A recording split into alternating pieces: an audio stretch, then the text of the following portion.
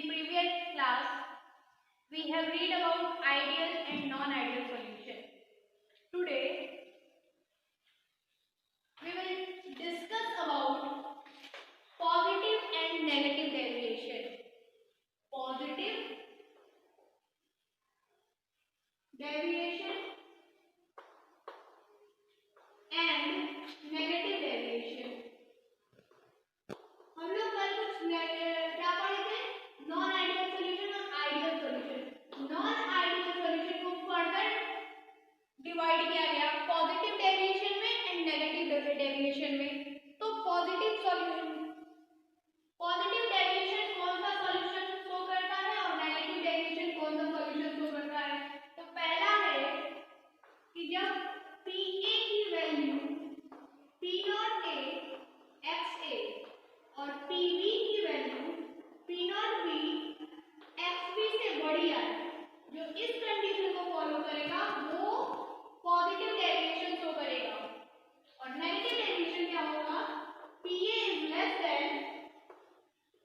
P0A XA और Pb less than P0B XB. ये आप लोगों को पता होगा P0A P0B क्या है, XA क्या है, XB क्या है, Pa और Pb क्या है. ठीक. इसका सेकंड ये कहता है जो डेल V मिक्स होता है, डेल V मिक्स ये 0 से ग्रेटर देन होता है. डेल V मिक्स के बारे में बता दूं मैं. डेल V मिक्स यहाँ क्या होता है? 0 से लेस देन होता है. थर्ड वन हम H मिक्स के बारे में पढ़े थे. H मिक्स क्या होता है? H मिक्स भी 0 से ग्रेटर देन होता है. और third del H mix less than होता है 0 से. लेस देन का मतलब अब आने थोड़ा समझते हैं. डेल मिक्स का मतलब क्या है? Del mix, del H mix enthalpy है. एंथैल्पी 0 से बड़ी है यानी पॉजिटिव है. एंथैल्पी क्या है? पॉजिटिव. मतलब एंथैल्पी का पॉजिटिव होना मतलब एनर्जी प्रोवाइड करना. मतलब ये कौन सा प्रोसेस करेगा? Positive deviation endothermic process. And negative deviation को करने वाले सॉल्यूशन कौन सा प्रोसेस करेंगे? नेगेटिव आएगा. एंथैल्पी नेगेटिव मतलब एक्सोथर्मिक प्रोसेस. ये कौन सा प्रोसेस को करेगा? Exothermic process. अब आते हैं इसके पीछे रीजन क्या है? Reason behind this condition and this condition. What is the reason? तो इसका रीजन क्या होता है बच्चा कि जब सॉल्यूट सॉल्यूट इंटरेक्शन, कल इंटरेक्शन की बात की ना, आइडियल सॉल्यूशन में क्या होता है? ये हमारे 3 पॉइंट हो गए. अब देखिए हमारा आइडियल सॉल्यूशन में क्या होता है? AA type, AA interaction force और BB का इंटरेक्शन फोर्स इक्वल था AB के इंटरेक्शन फोर्स के. बट यहाँ पर क्या होगा? In positive deviation, in positive deviation AA मतलब मान लीजिए सॉल्वेंट है हमारा A और सॉल्यूट है B. तो AA सॉल्वेंट सॉल्वेंट के बीच का जो इंटरेक्शन होगा और सॉल्यूट सॉल्यूट के बीच का जो इंटरेक्शन होगा, सॉल्यूट और सॉल्वेंट मतलब जो सॉल्यूशन बनेगा उसके इंटर अट्रैक्शन जो होगा इसका वीक होगा in comparison to solute solvent solvent and solute solute. जो अट्रैक्शन फोर्स सॉल्यूट सॉल्यूट के बीच में होगा, सॉल्वेंट सॉल्वेंट के बीच में होगा, उससे लेस अट्रैक्शन होगा किसमें? सॉल्यूट और सॉल्वेंट के बीच में. इससे क्या होगा?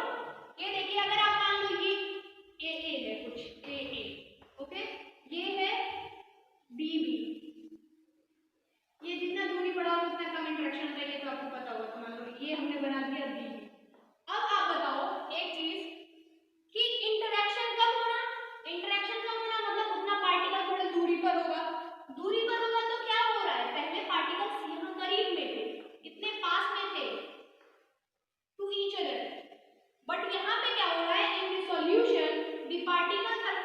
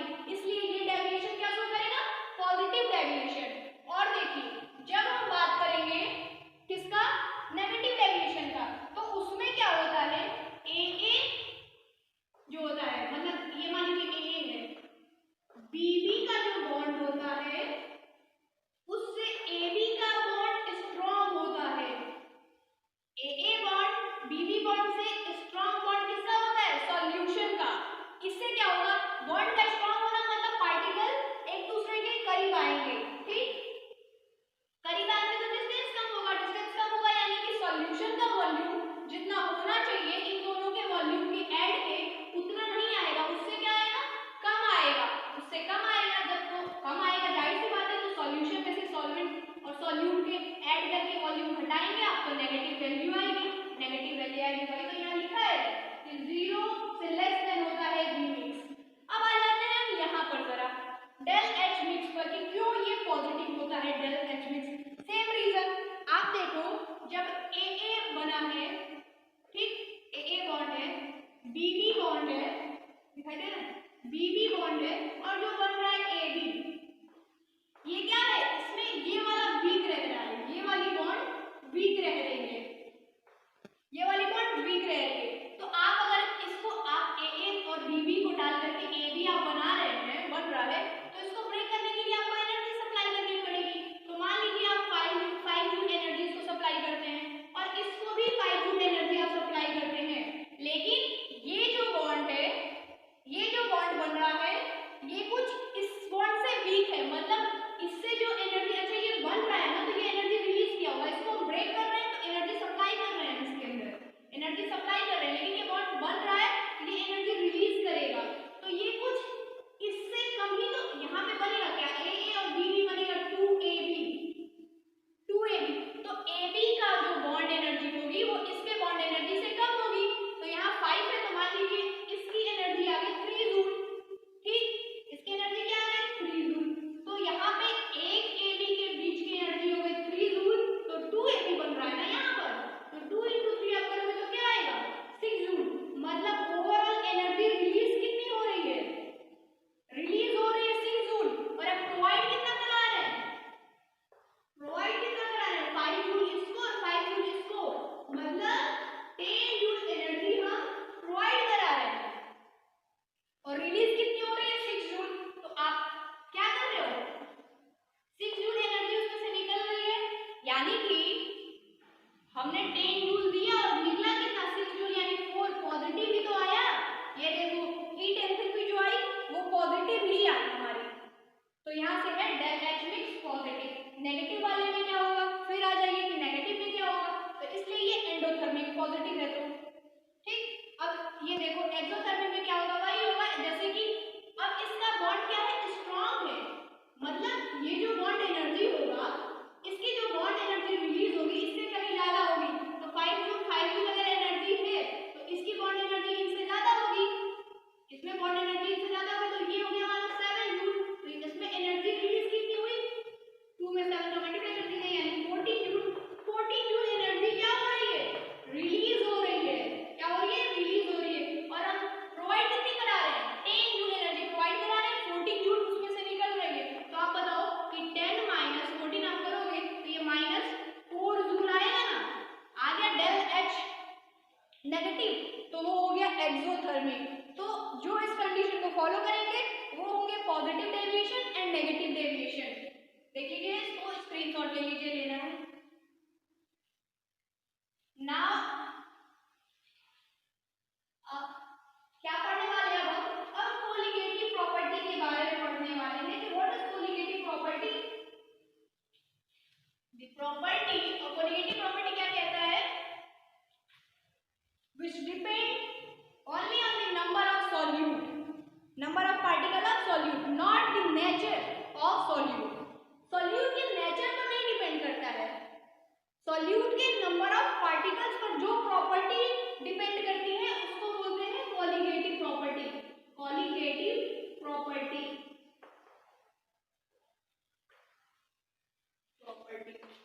ये प्रॉपर्टी कोलिगेटिव प्रॉपर्टी पढ़नी है डाइल्यूटेड सॉल्यूशन के लिए। डाइल्यूटेड सॉल्यूशन में क्या होता है कि सॉल्वेंट जो होता है बहुत ज्यादा मात्रा में होता है इन कंपैरिजन सॉल्यूट, या आप ये भी बोल सकते हैं कि सॉल्यूट जो होता है ना काफी कम अमाउंट में होता है उस पूरे सॉल्यूशन में, जो सॉल्यूट मिलाया जाता है वो, ठीक है। तो ये होता है डाइल्यूट सॉल्यूशन। हम डाइल्यूट सॉल्यूशन के लिए पढ़ेंगे कुछ, हमारे पास 4 कोलिगेटिव प्रॉपर्टी है। पहला है रिलेटिव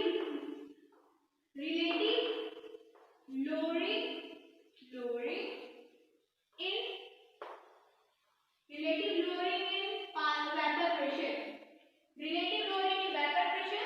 सेकंड है elevation in boiling point, elevation in boiling point. Third हमारा है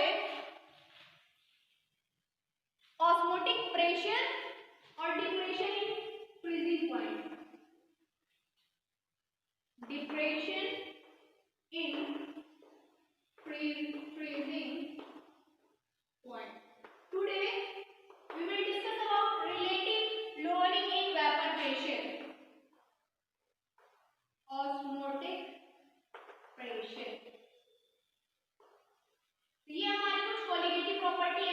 कोलिगेटिव प्रॉपर्टी होता क्या है? The property is depend upon number of solute particles, not the nature of solute. इसका colligative property four colligative property है, जिसमें से अभी हम पढ़ेंगे क्या? Relative lowering in vapour pressure. इसको लिख लीजिए। अब आते हैं हम relative lowering in vapour pressure. नाम से समझ में आ रहा है कुछ? Relative lowering in vapour pressure, lowering in vapour pressure, vapour pressure का कम होना। तो आप बताओ, आप पढ़े थे कि जब आप नॉन वोलेटाइल सॉल्यूट को किसी सॉल्वेंट में मिलाते हैं तो जो vapour pressure of the solution होता है वो डिक्रीज कर जाता है। We have read in earlier classes, previous classes। अब देखिए, तो हम अगर फॉर नॉन वोलेटाइल सॉल्यूट लेंगे, नॉन वोलेटाइल सॉल्यूट लेंगे हम, नॉन वोलेटाइल सॉल्यूट तो क्या होता है? Vapour pressure of the solution is less than vapour pressure of the pure solvent. Pure solvent के वेपर प्रेशर से कम होता है सॉल्यूशन का वेपर प्रेशर। तो हमारा लोअरिंग इन वेपर प्रेशर क्या हो जाएगा? लोअरिंग इन वेपर प्रेशर क्या हो जाएगा हमारा? कौन ज्यादा है? पी नॉट ए ज्यादा है ना, तो P not A minus P S, मतलब कितना कम होगा? वेपर प्रेशर में कितने की कमी आएगी? तो ये निकाल देंगे। इसको कुछ आप डिनोट करोगे डेल पी से, मतलब लोअरिंग इन वेपर प्रेशर को आप डिनोट करोगे डेल पी से। बट आपको निकालना क्या है? Relative lowering in vapour pressure, मतलब किसी के रिलेशन में निकालना है, किसी रिलेटिव में निकालना है आपको लोअरिंग। तो आप किसके रिलेटिव में निकालोगे? अरे इसी के रिस्पेक्ट में डिक्रीज कर जा रही है वेपर प्रेशर, तो आपको जब आप del P upon P not निकाल लेंगे तो ये हो जाएगा, यहाँ लिख लीजिए पहले, relative lowering in vapour pressure क्या होगा? तो del P upon P naught. Del P को आप लिख सकते हैं क्या? P not A minus P S upon में P not A. P not A, where P naught A is the vapor pressure of the pure solvent, P is vapor pressure of the solution। तो ये हो गया हमारा relative lowering in vapour pressure. Relative lowering in vapour pressure. अब देखिए, अब हम relative lowering in vapour pressure को कुछ मोल फ्रैक्शन के फॉर्म में कैसे लिखते हैं वो पढ़ेंगे। अब राउल्स लॉ याद है? राउल्स लॉ क्या कहता था? वेपर नॉन वोलेटाइल के लिए पढ़ रहे हैं हम, और नॉन वोलेटाइल सॉल्यूट के लिए, नॉन वोलेटाइल सॉल्यूट के लिए राउल्स लॉ क्या होता है? नॉन वोलेटाइल सॉल्यूट के लिए राउल्स लॉ